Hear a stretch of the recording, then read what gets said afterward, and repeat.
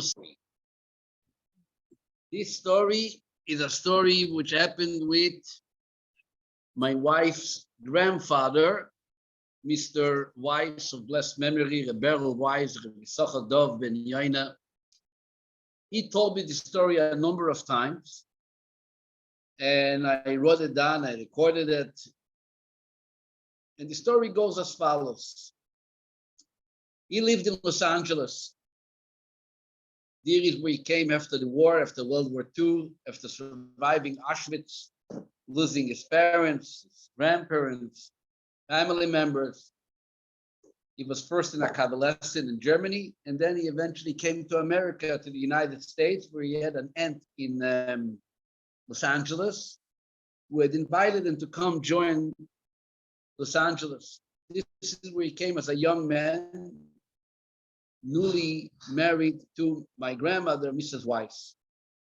In the Los Angeles community then, I was not very populated. It was actually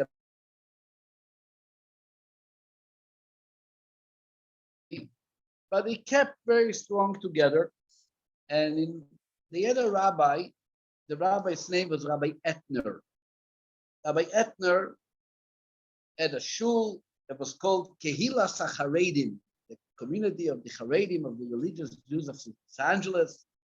And he used to not only daven with them and have an open synagogue for them, but as Mr. Weiss used to say, that Rabbi Etner would very often, after morning services, offer some l'chaim and mention the very special tzaddikim, righteous people, rabbis, teachers, sages, scholars, whom their yortzeit, their anniversary of passing, is on this day.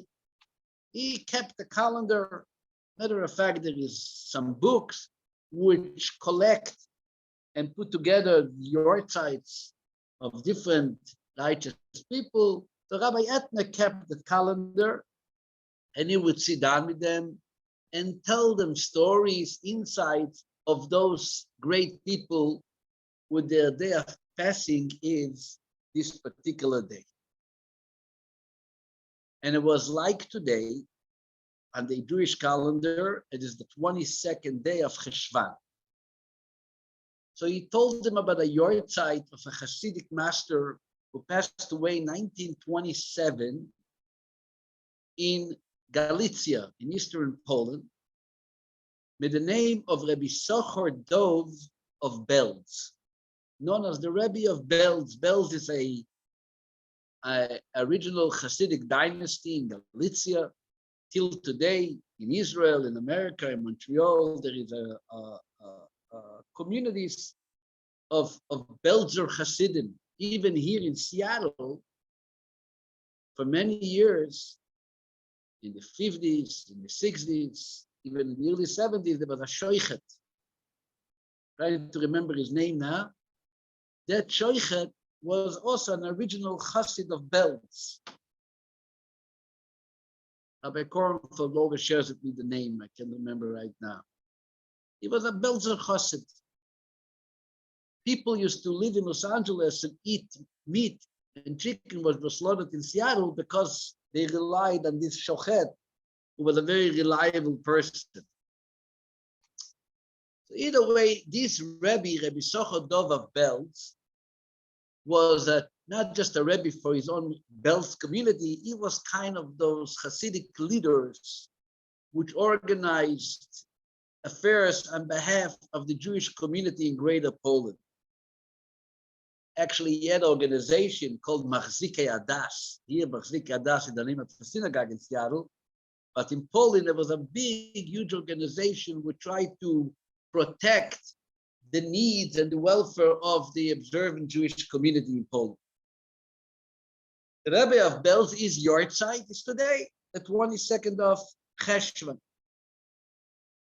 And this Rabbi Etner in Los Angeles himself was also a chassid of Belz. So he tells them that the Belzer Rebbe said that the Shabbos of Chayei, which this week the name of the Parsha is Chayei, The Belzer Rebbe once said that Chayei is a very nice Shabbos to come to a Rebbe. Matter of fact, Belzer Hasidim used to come Chayei to Belz because they heard that Chayei is the Shabbos, which is a nice Shabbos to be by the Rebbe. The last year of his life, 1920, it was actually 1926, Chayei was the 22nd of Cheshvan, where many Belzer Hasidim came to spend that Shabbat in Beld, is when the Rebbe passed away. So when he passed away, he was surrounded, and he had the opportunity, and he gave the opportunity for the thousands and thousands of Hasidim to be there at his funeral without needing to have last-second arrangement, because they came. The Rebbe said, Chayei is a nice Shabbos to be by a Rebbe.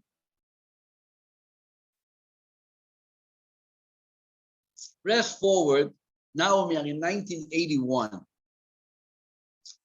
And Rabbi Etner is not anymore in Los Angeles. He actually moved to Israel. He settled and he opened a synagogue in a community in Netanya. My grandfather, Mr. Weiss, says he's sitting in synagogue Thursday morning, and it's the week of Chayei.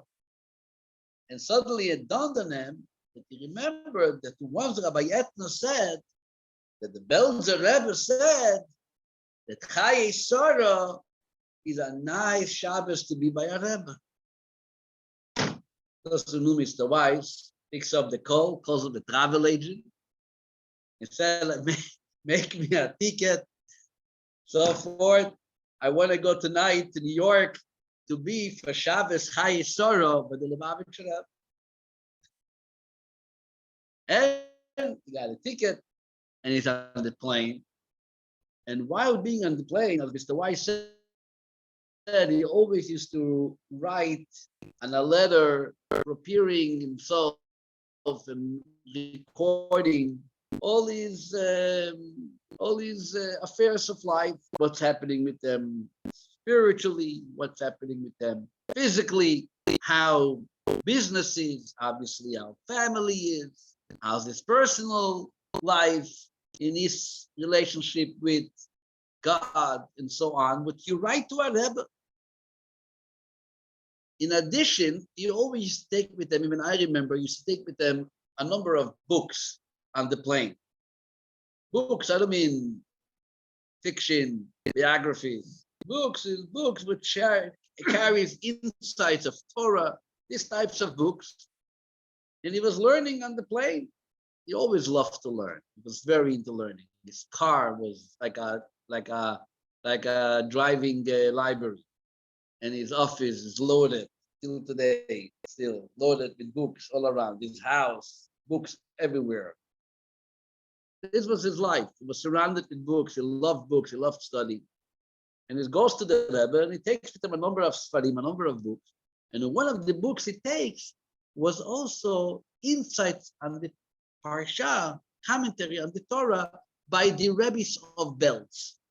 But after all, that was the inspiration to go that night to New York, right?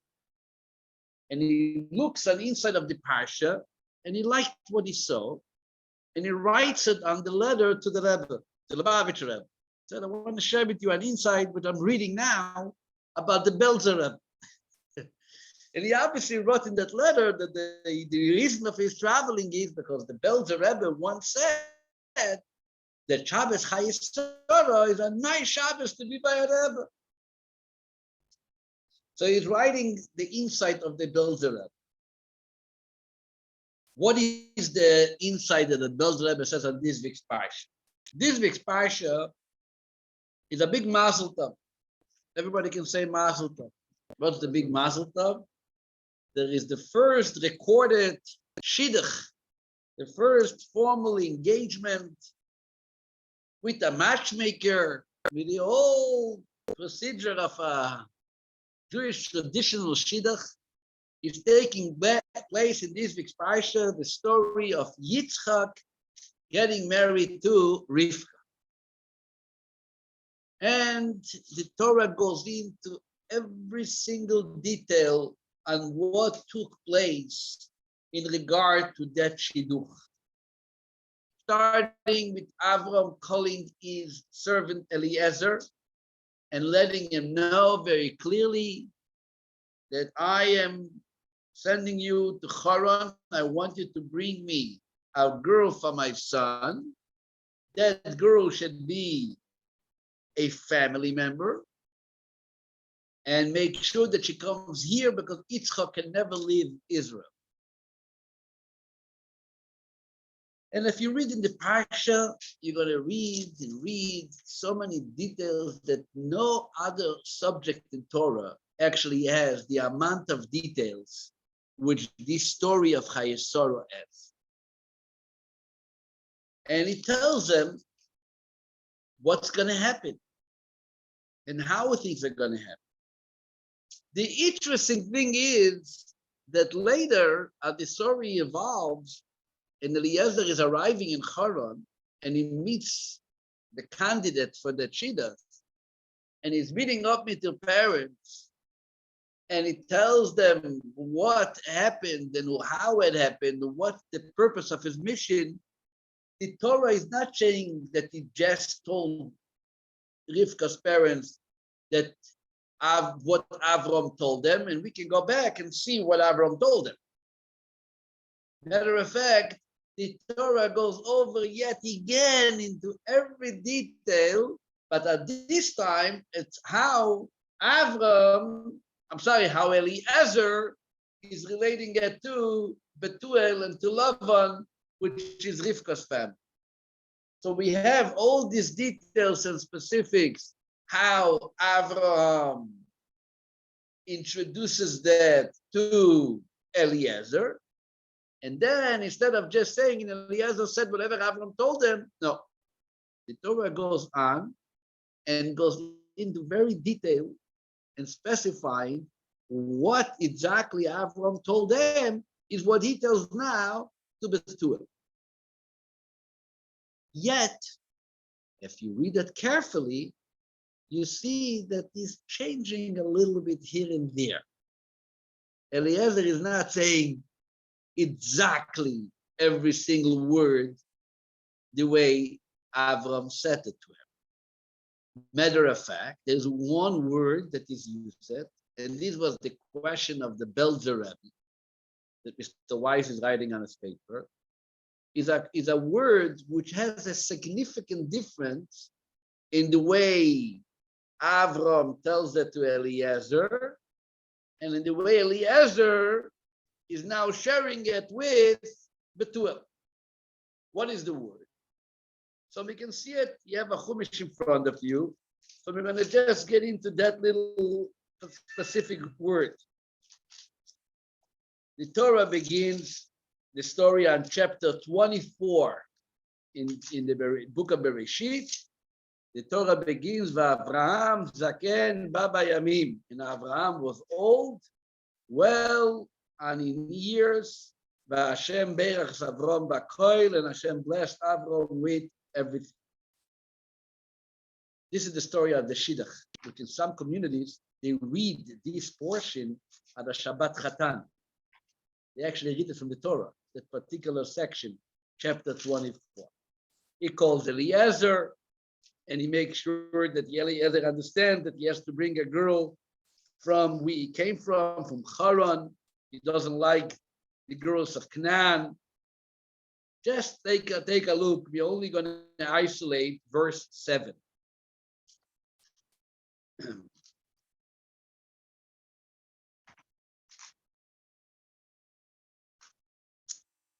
Verse 7.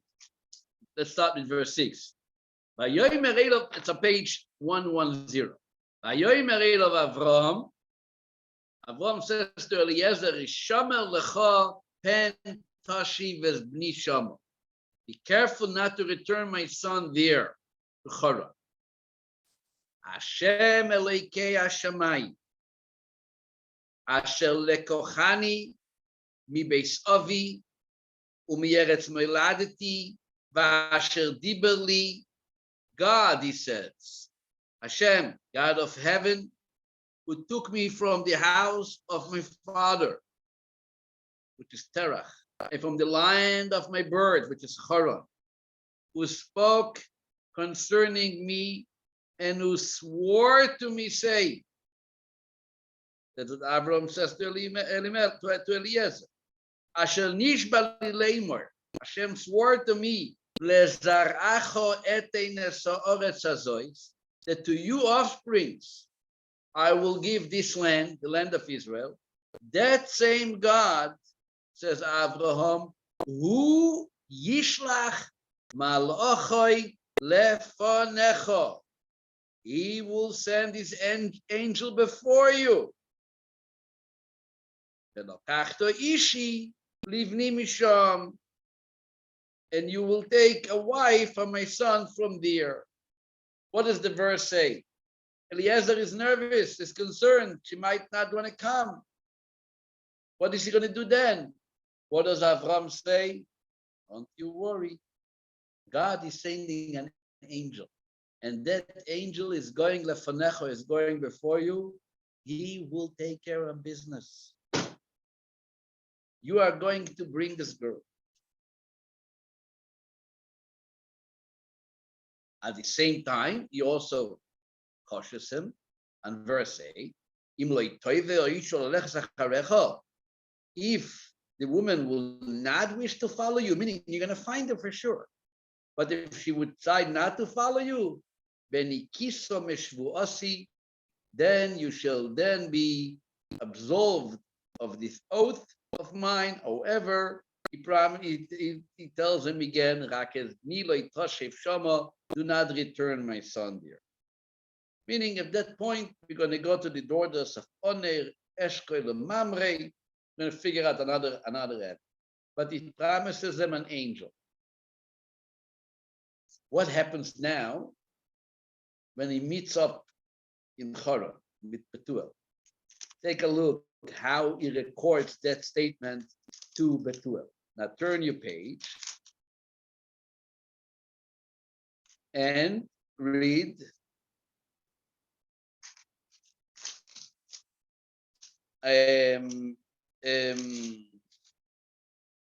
verse 39, which is page 116 on top of the page. Here is now Eliezer is speaking to Betuel, right? And he records them everything what happened in the conversation between him and Avram. And now we are in the middle of the conversation on verse 39. He tells Betuel, and I said to my master, Ulai,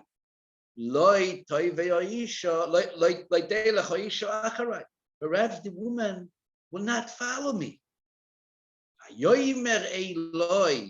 So Avraham, my master, replied to me, Hashem, asher isalachti lefonav, Hashem before whom I had walked, Yishlach malocha yitoch, will send his angel with you, Beitzliach darkecho, and make your journey successful.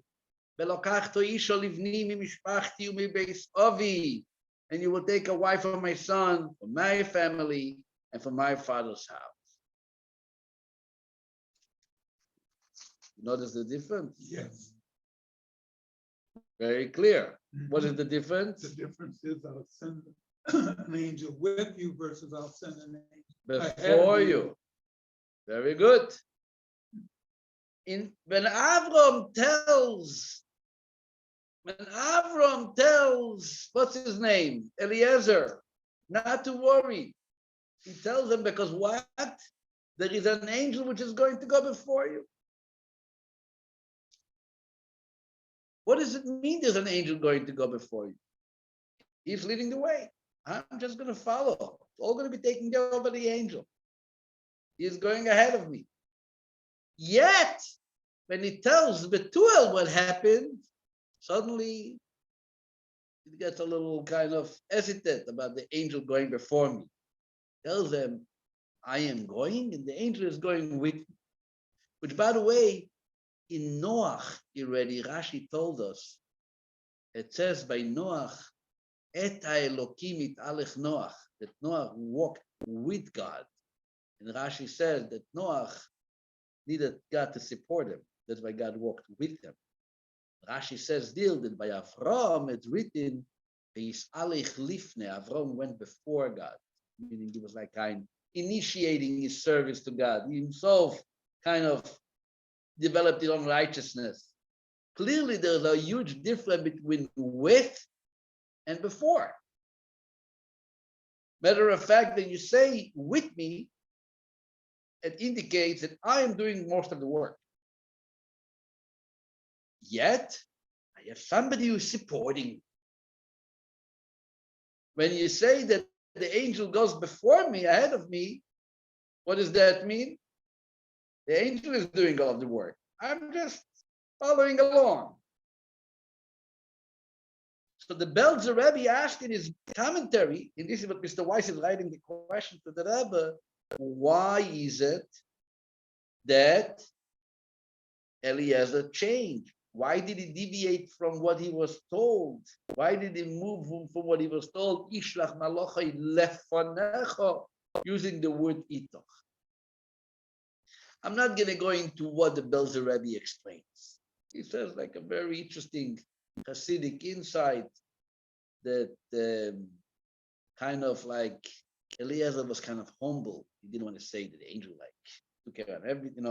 I have an angel walking before me. It came from humility. Whatever. That's what he said. I want to continue this story. Mr. Wise arrives Friday morning in New York, and he gives the Rebbe secretary, as the people used to come in at 770 on the right side, you come in, and he left a letter in an envelope, which the secretary would have bring in later in the day to the Rebbe, letting him know that he's arrived, and what he writes, and the Rebbe is going to read it, and whatever he wants to do with it. Sometimes he will respond, sometimes he wouldn't respond. It was more like an informative letter, like a greetings letter. I am here for Shabbat. Shabbos morning, Chayei 1981, the Rebbe Fabrings. It was the Shabbat Mevarchim, like this week, Mevarchim, the month of Kislev, and always the Rebbe used to Fabring on the Shabbos, which blesses the new month, all the years. There was a Shabbos that the Rebbe always Fabring.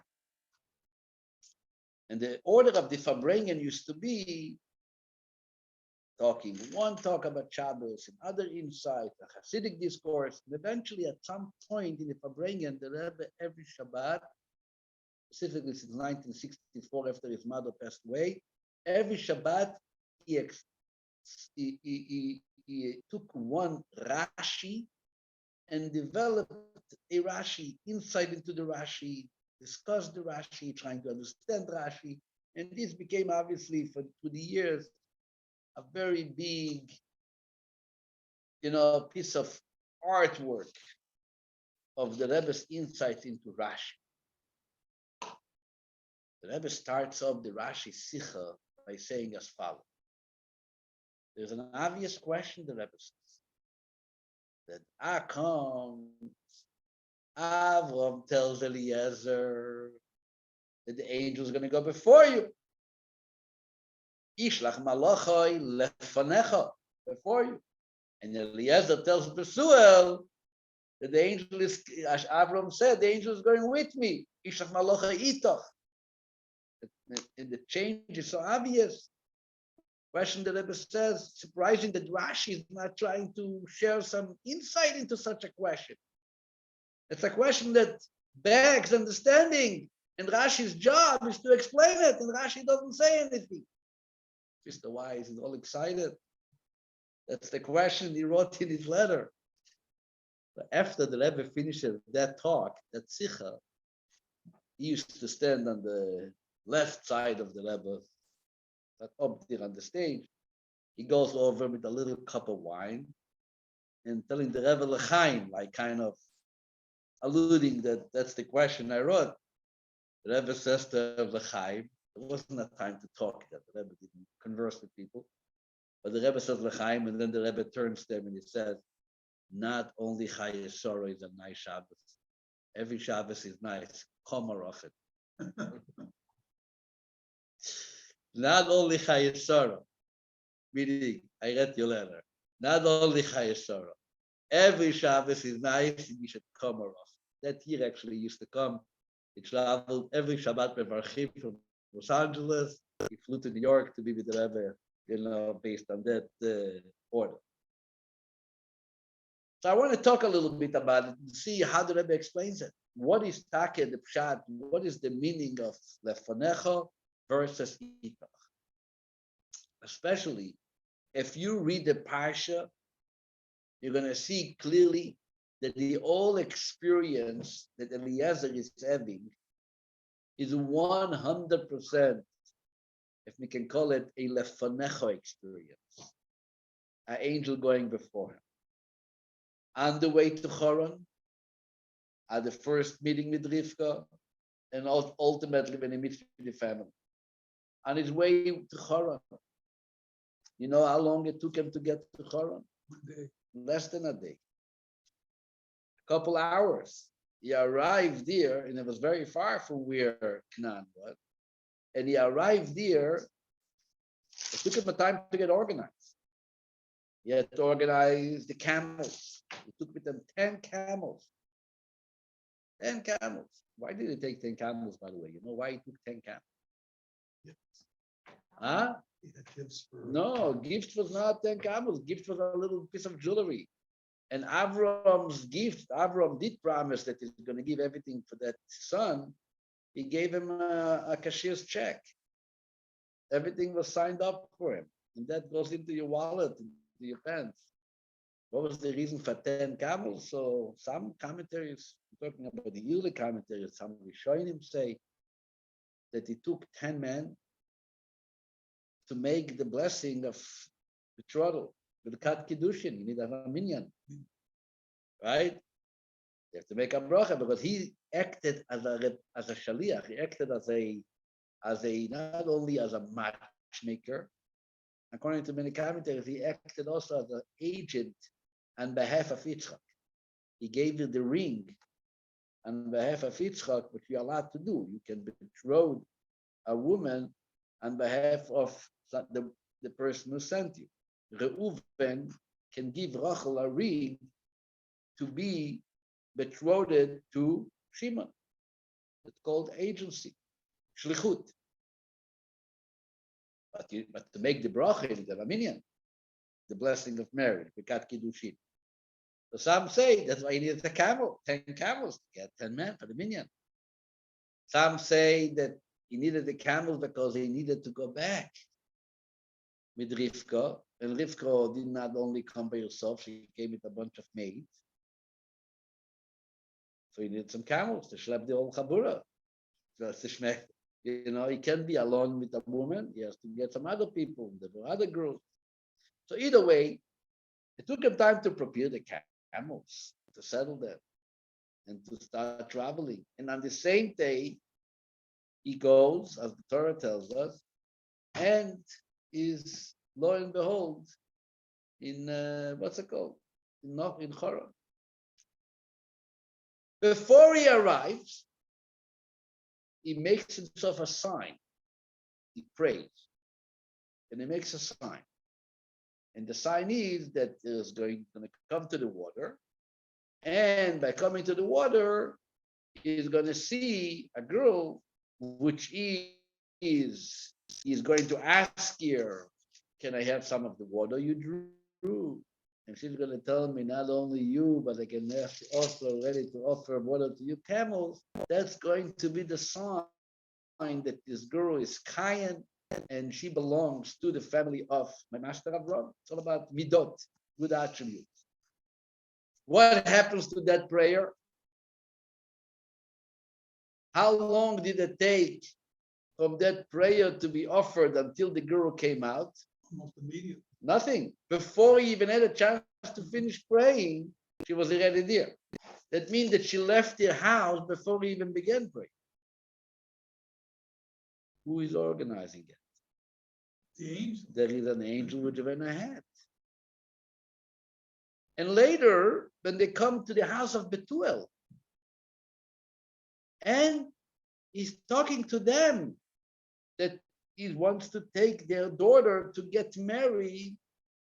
And the first they negotiate, they're not so rushing to give her, but he says, no, I gotta go. And they say, we gotta ask the girl. meaning the girl is not even there. They have to call her from where she is. She doesn't know anything about the conversation. She got a gift, but just because they got a gift, you don't want after the guy, the stranger who gave it to you, right? So Rivka is not a part of the conversation. And they call her back and they ask her. And what does she say? Without any hesitation, she says right away, I am going. I am going. Right? Verse 57. Vayomru nikro lanaro v'nisha lo espio. On page 118. And they said, let the maiden, let the girl come, and let's ask. Let's ask her. Vayikru leRivka. They called Rivka. Vayomru eleo, and they said to her, Atelchi mo ish hazeh? Will you go with this man? But Toimer, she said one word. What's the word? Vayachala. Eilech. I'm going. Wait, let's talk. You're leaving your parents' house. You're a young girl. Your mom is a good mom. She didn't have any issues with her mom. Her father knew Meila Shtikelganav. But, she had a good mother, and she had a whole community, and she was a very beloved girl. And yet comes a guy, goes to schlep her over across country, different world, a different culture. Different culture. And what did she say? Eilech, I'm going. What does that tell you? Who is organizing it? Whose work is being accomplished? Malachi lefanecha. There is an angel before.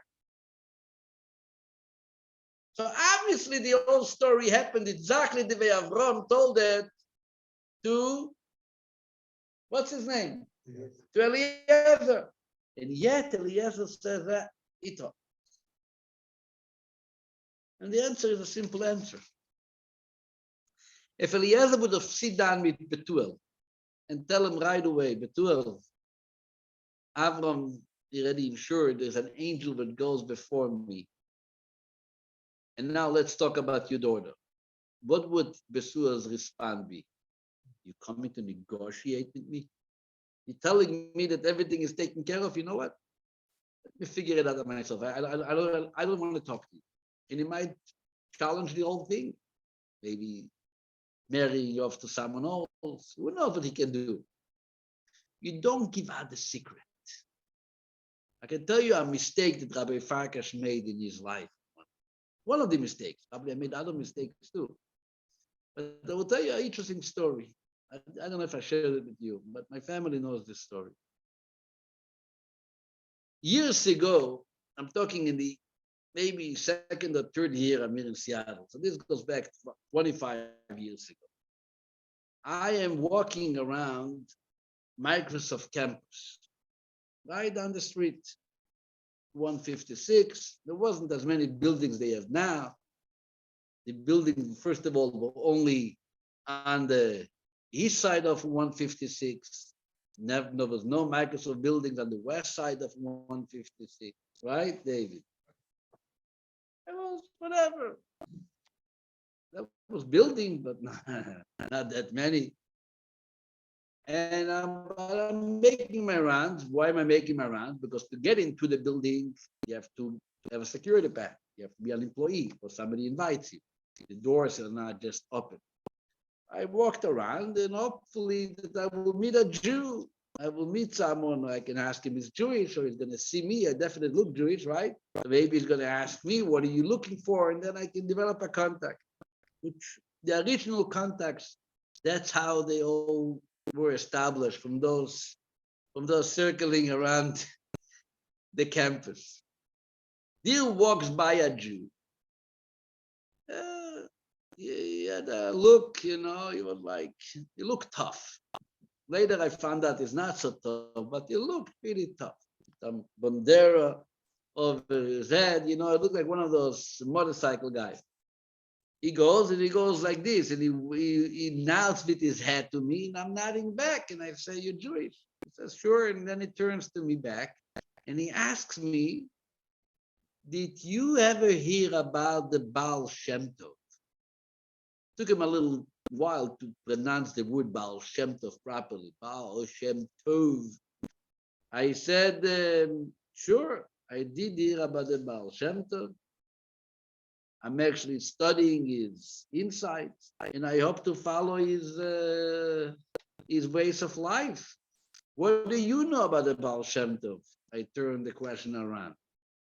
He tells me he's reading a biography book, and now he's reading about the Baal Shem Tov. And when he sees me walking around campus, it seems to him that that's probably how the Baal Shem Tov supposed to look like. Something pachoshe, similar to this. I started laughing. I'm sure the Baal Shem Tov looked much better than me. But this conversation developed into more conversations. He used to come to my house. I used to go to his office. A very interesting person. One day, he gives me a nice check. I never saw such a check before. I can tell you now it was $5,000. In those days, $5,000 was like today, you know, not 15, but there was, if you have to just to put it in context, the rent those days I paid for the old Torah center, wasn't the old floor, was $1,200. Sorry, it was $1,150. So $5,000 is almost like 5 months of rent. I mean, I can retire. So he gives me that check. And me, being foolish or not foolish, I sit down with him. I said, Del, I want to explain you something. You know, God is the one who provides for everybody everything. But the way God makes it work is that he wants that the money should go through an agent. And he places you as being the guarantor to watch the money, which is really Chabad. It's not your money. It's money which is originally of Chabad, belongs to Chabad. You were just watching it. True, doesn't even owe you a thank you, I tell him. Why do I give you a thank you? Because the money was by you, so you had a choice to keep it by you or to give it out. So you made the right choice. I'm thanking you for the choice, but not more. The money is God's money. He looked at me, really, I'm working. I am here day. In those days, there was day and night. And you're telling me that what I gave you wasn't even my work? And that was the last time I saw any donation from this good friend. Never gave me money anymore. What am I thinking? Exactly what we're saying about Eliezer and Betur. You don't have to say everything. Even it might be the truth, that there's an angel and it's all worked out by God, and this was all our original plan. Eliezer, be smart. You're coming to Betuel. Don't give out all the secrets. Don't tell him that the angel made over here miracles and the next miracle is, because then he would never negotiate with you. And maybe would even figure out ways to go around you and to make a choice, because the choice stays by the person, right? Choice is not taken away. So Betuel might choose. I'm not. He's smart. Zugnish. Not everything you have to say. Betuel is red, right? You don't have to talk much. And therefore, it is Avram who tells them the angel is going lefanecha before you. But Eliezer is saying to Betuel that my master only ensured me that the angel is going with me, but really it's you have to negotiate. I have to make it work, and hopefully I will get some help. At the same time, but the truth is that he is hinting to Betuel that you should know that I have God on my side. How is he hinting? Because if you look into what Eliezer tells Betuel, he's not only changing the word, but he's actually adding one word, but a very, very critical word. Go back to verse 40, page 116.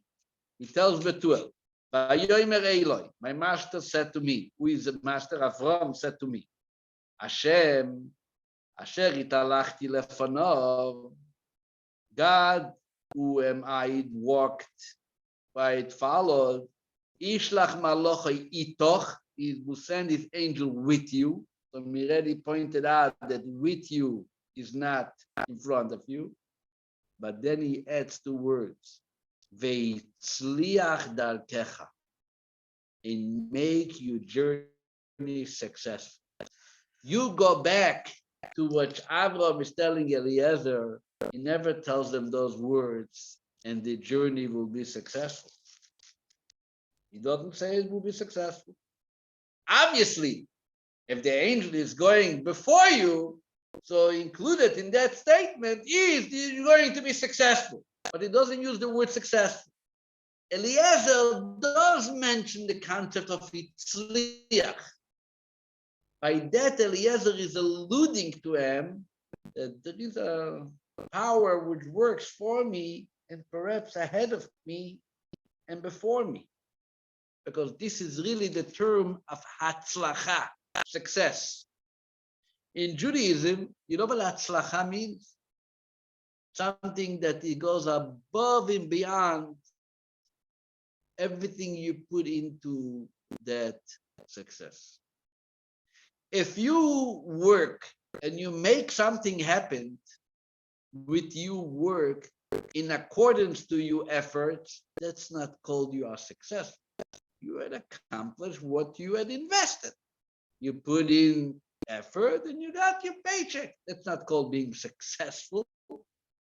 Yosef HaTzadik, it says, Vayehi Yosef ish matzliach. Yosef was a man of success because Yosef exceeded to levels and to accomplishment which is above and beyond anyone's imagination, anyone's abilities. This is completely differently. That's called atzlacha. That's called success. Chassidus talks about it. That's the real meaning of the word success. Is something which comes completely from above to a point that it seems almost that you had not done nothing to make it happen. It's a gift. The truth is, anytime you do something, you are, the result is somehow successful because things could have gone wrong and then you wouldn't accomplish what you had accomplished. But the fact that you had accomplished something is relatively called success. It's like almost like a lost item which was found, but not completely because after all you worked. Here in the story of Eliezer, in this whole Shidduch story, it's almost Eliezer not doing nothing. He's just, making his way, and everything happens for him. Everything falls together. Everything comes together. That's called Hatzlacha. And that's what is hinting to Betuel. Doesn't tell him the angel came before me, but he says, God made me successful. And Betuel understands that we are dealing over here with success. And right away in the end, what does it say on verse 50? Vayan Lavan Betuel Vayoimru, Mehashem Yatsa Davar. The matter steamed from Hashem. Lo nuchal daber elecha ra tov. We can't say to you neither bad nor good. Hinei Rivka lefanecha kach velech. Here is Rivka before you. Take it and go. It doesn't seem that we have any option to get involved and to put ourselves a part of this discussion. We see that you are successful. The way the whole thing worked, with the water, with the reef, with the well, with your time of arrival, with our daughter saying, I'm ready to go. Something works, we accept that, okay, this is not for us to do. But at the same time, and I want to go back for a moment, is what Eliezer does. This is a very interesting insight, which I only learned today the first time. Or like I say lately, maybe I learned it before and I forgot, but it seems to be the first time I saw it. The Or HaChaim HaKadosh. The Or HaChaim, the famous commentator on the Torah, Moroccan sage, Chaim Ben Attar, writes in his commentary to this Parsha a lot of interesting things. But he talks about Eliezer's prayer. And he says, I don't understand. Why is Eliezer praying? You master Abraham. Imagine, the Rebbe tells you in a private audience, Abraham Avinu meets Eliezer like a Rebbe mit a Chassid and tells them, there is an angel going before you and you're going to be successful. Velakachta isha libni misham, you are going to bring a girl. Would I go down to the wall and pray that what my Rebbe tell me should be materialized? If I have emunah, if I trust my Rebbe, if I believe in my Rebbe, I'm not going to daven that. And my Rebbe promised me. I have to daven that my Rebbe's promise should be fulfilled. Or HaChaim HaKadosh asked this question. What's this Eliezer's prayer? What is he praying for? And his prayer gets very much praised. Even the Rambam and the Talmud tells us, the Rambam quotes it, that there are those who their prayers get answered immediately before they even finish praying it. The example is Eliezer. Why are you praying? First of all, it's not right, I think, to pray when your Rebbe tells you it's all going to be okay. It's as if you're saying, Rebbe, it's going to be okay, but, like I remember when there was when even Saddam Hussein was throwing the Scads, 1991, March, when was it? In Israel. And the Rebbe at that time, people kept on asking American Jews who lived in Israel, or those that had American passports, said they wanted to leave Israel. And the Rebbe said, absolutely not. Nothing to be afraid. No one is going to get hurt. No one should leave Israel at this time. The Rebbe was very strong. There were weddings who wanted to get canceled. The Rebbe was very strong. There is even videos on YouTube. You can see when people passing by dollars Sunday morning, those weeks before the war, when Saddam was threatening about gas and they were giving out masks in Israel. And the Rebbe said, no one should leave. No one should leave. Not only that, there were people who told the Rebbe if I have to go to Israel sometime later. The Rebbe said, if you listen to me, you go to Israel now. Show your support. So they say a joke that some Chabadnik was standing by the airport in Ben Gurion and giving out pamphlets for people who live in the country. Don't leave. The Rebbe said it's going to be okay. And then someone watches them that he's actually boarding a plane. So what are you doing? Isn't it going to be here? Just for extra security. To be extra secure, I'm leaving the country. What do you mean extra secure? I think that it's a little embarrassing for a guy like Eliezer to come hearing from his Rebbe that there is an angel going before you, and then he offers his own prayer, right? The whole long prayer that we have in this Parsha. The Or HaChaim HaKadosh says, Givaldik, he says that the Shaliach, the agent, a job which you are appointed as an agent, if you are not qualified, you may cause an interruption in that mission. And if you are qualified, then you're going to make it successful. And Eliezer was praying not for the mission to be successful. He was praying that I should not interfere, that me as an agent should not cause any challenges to the mission. To make sure that the mission gets accomplished through me, if I'm the agent. There's that's the So the Rabbi says some things about Eliezer subconsciously wished for failure. So what is that? What is that about? I don't know. I never heard of wish for failure. Yeah. Eliezer had a daughter. Yeah. Rashi said, yeah. That's a whole different discussion. He was hoping that his Right. But yet, when he heard that it's not going to happen, your daughter is not a candidate, he went full force. But this gives another quality of Eliezer. The interesting thing is that if you read in the Parsha, you have how many times you have Eliezer's name mentioned? You have 67 verses, right? A whole story about Eliezer. How many times do you have Eliezer's name mentioned? none. Not a single time in the entire Parsha. I had a friend Eliezer. In every, those scholarly people in shul, they like to tease the young boys. So they used to ask him, how many times is Eliezer written in the Torah? Happened to be, he had the question so many times that he obviously knew the answer. But every visitor in shul thought that he's the first one asking it. Eliezer is mentioned in the Torah one time.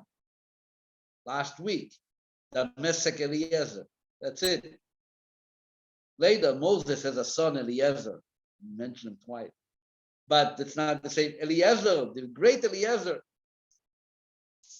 Not a single time, a story of 67 verses, a story about Eliezer. It takes wisdom to relate the whole story about Eliezer and not have his name mentioned even once. Matter of fact, you want to know his name? Here you're going to find his name. When he comes to Bethuel, right? And he introduces himself to Bethuel. What does he say? Look on page 114, verse 33. What does it say? Vayusam lefonav le'echoil. Food was set before him.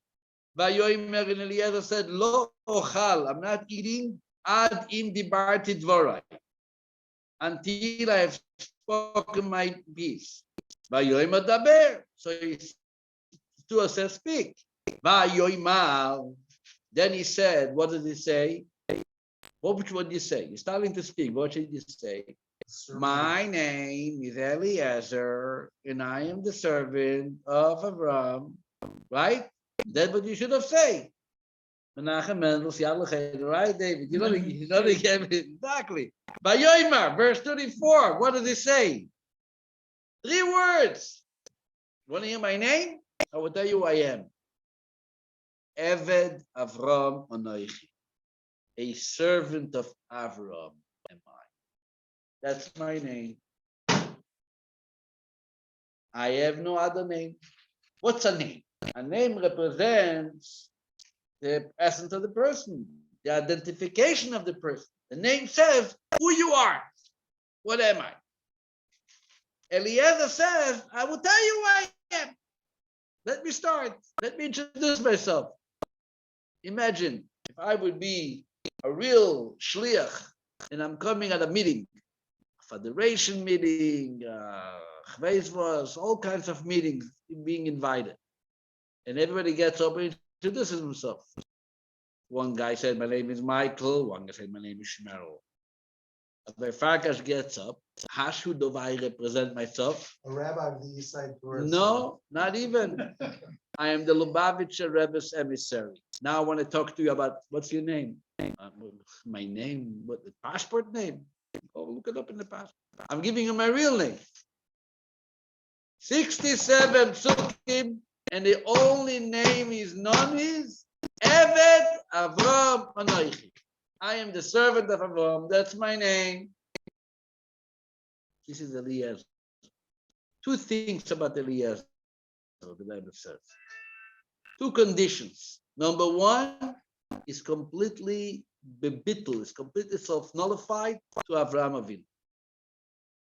I'm garnished. I'm only here to represent Avraham. To the point, you know what it means? You have a daughter, and you're serving this guy for all the years, and you have a very nice daughter, seemingly, and you keep your eye on Yitzchak all this time, and you think at some point there will be a perfect shidduch. You know, a good shidduch. My daughter with Yitzchak. No.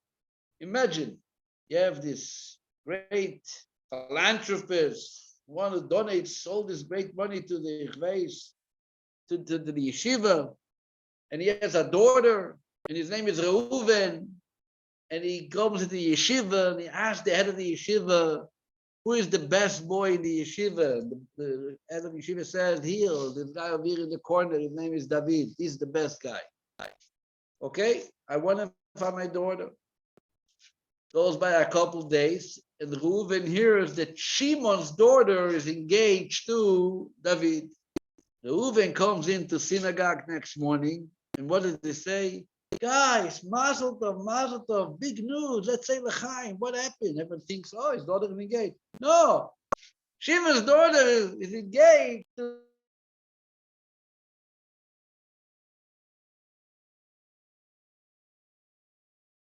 for him.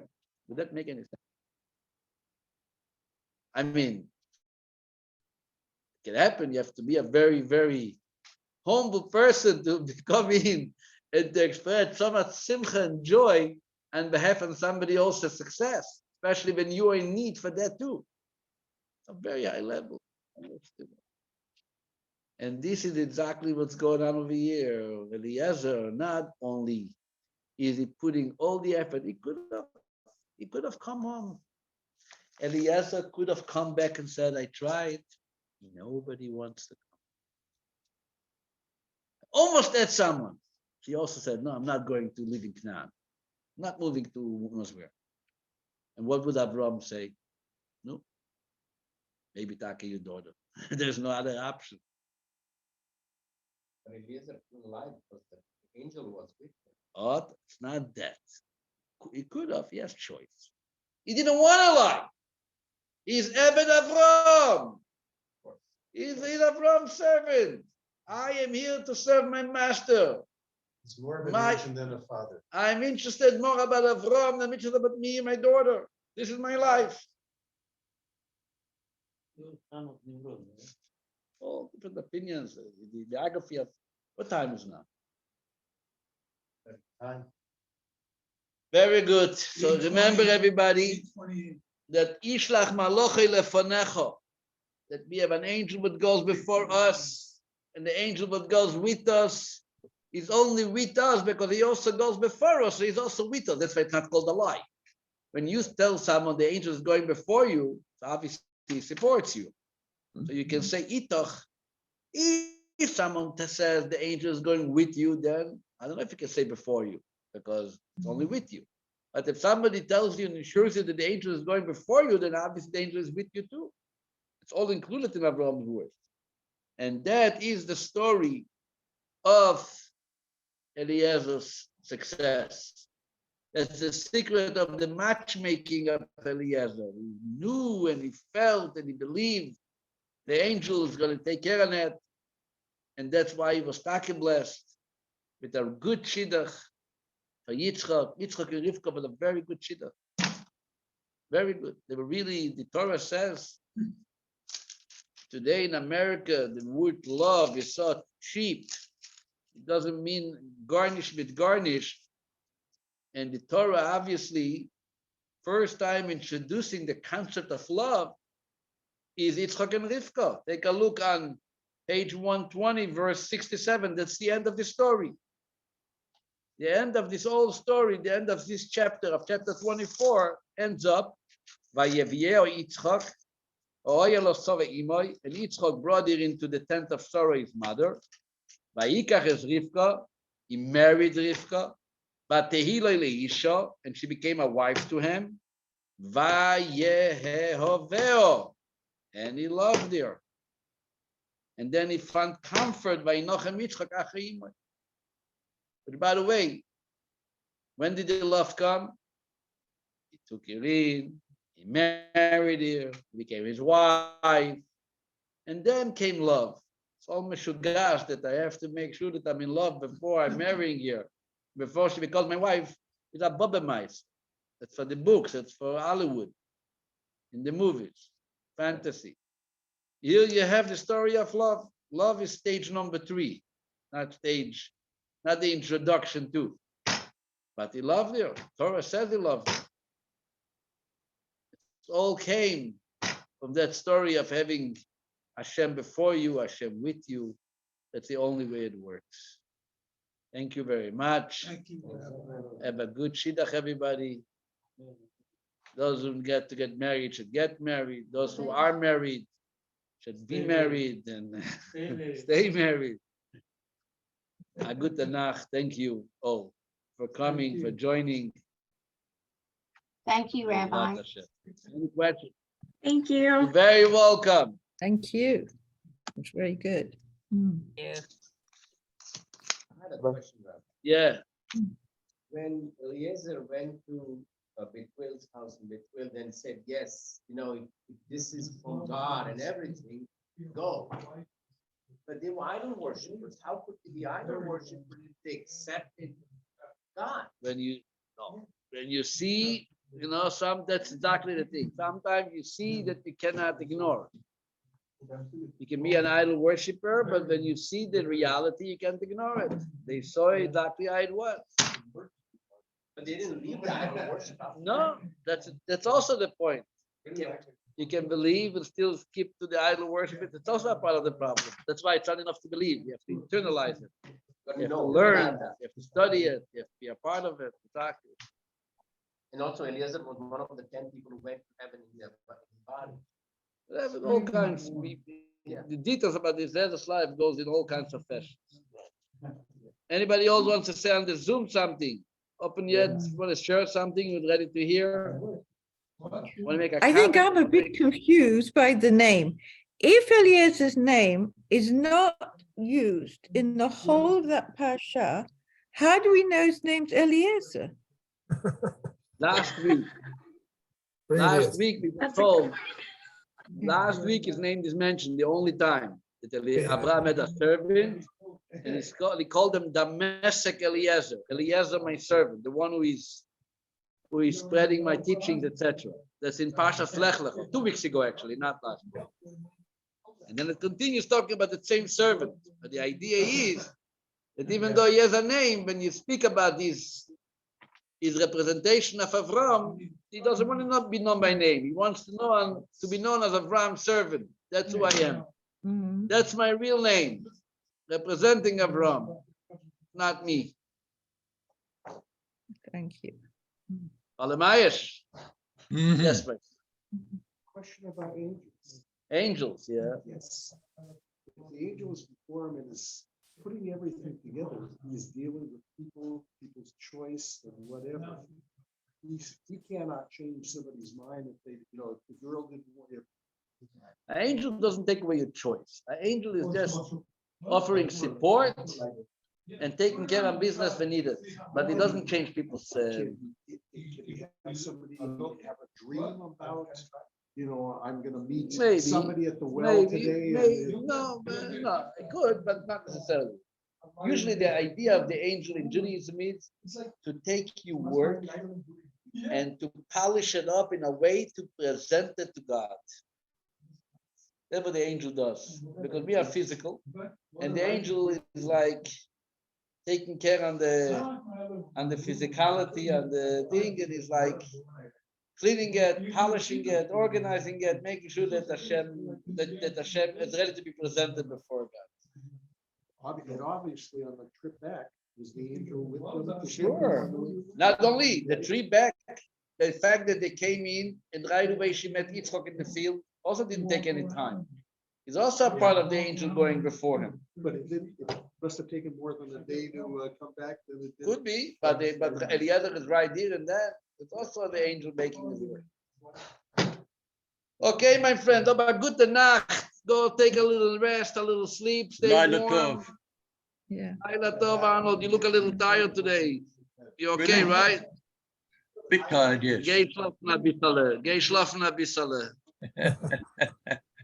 Good night. Good to see you all. Bye. And you. Good night. Good night, Rabbi. Good night. Thank you.